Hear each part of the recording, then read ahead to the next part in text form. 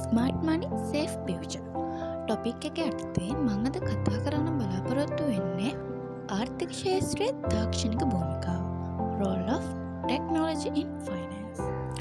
මොකක්ද මේ තාක්ෂණික භූමිකාව කියන්නේ? ඒ කියන්නේ නවීන මෙවලම් පද්ධති ඩිජිටල් නව්‍යතා භාවිතා කරලා කාර්යයන් වේගවත්ව හා පහසුව හා කාර්යක්ෂමව සිදු කරන විදිහට තමයි මේ තාක්ෂණීය භූමිකාව කියලා කියන්නේ. ඒ තුළට ආර්ථිකය හා බැංකු ක්ෂේත්‍රයද ඇතුළත් වෙනවා. මේ Role of Technology in Finance යටතේ තියෙන ප්‍රධාන භූමිකාවල එක් ප්‍රධාන භූමිකාවක් විදිහට අපිට ගන්න පුළුවන් නව්‍යතාවය.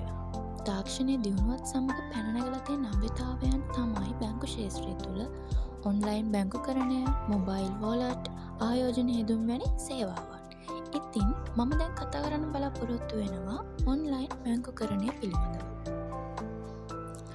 ඔන්ලයින් බැංකුකරණය තාක්ෂණය හා මුදල් ක්ෂේත්‍රය එකට එකතු වීමෙන් ලැබුණු විශාලතම ප්‍රතිඵලයක් තමයි මේ ඔන්ලයින් බැංකින් කියන සංකල්පය.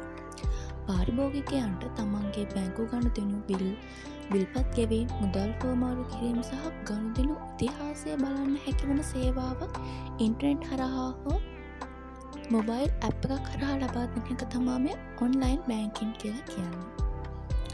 උදාහරණයක් විදිහට ගත්තාම ශ්‍රී ලංකාවේ බොහෝ ප්‍රමුඛ බැංකු මේ ඔන්ලයින් පද්ධති ක්‍රියාත්මක කරලා තියෙනවා. උදාහරණයක් විදිහට HMB බැංක් එක මොකෙන් හඳුන්වලා තියෙනවා? HMB ඩිජිටල් බැංකින් ඇප් එක. People's Bank එකෙන් හඳුන්වලා දීලා තියෙනවා People's Bank Wave ඇප් එක. Commercial Bank එකෙන් හඳුන්වලා තියෙනවා Commercial Bank Flash ඇප් එක. ඒ වගේම BOC Bank එකෙන් හඳුන්වලා දීලා තියෙනවා BOC Flex ඇප් එක.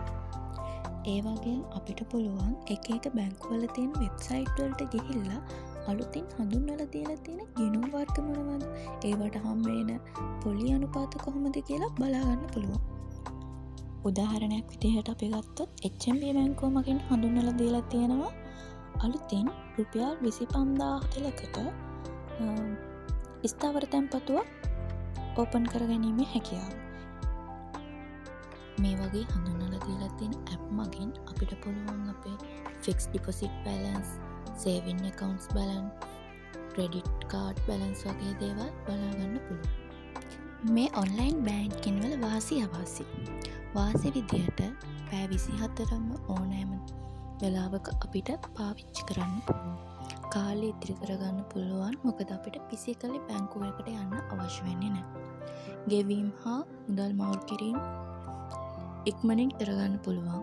ගනුදෙනු ඉතිහාසය අපිට ඕන වෙලාවක් බලා ගන්න පුළුවන්. ඒ වගේම ගනුදෙනු වල විශ්වාසය වැඩි වෙනවා. අවාසි. සිස්ටම් එරර්ස් නිසා සමහර ගනුදෙනු පරක්කු වෙන්න පුළුවන්.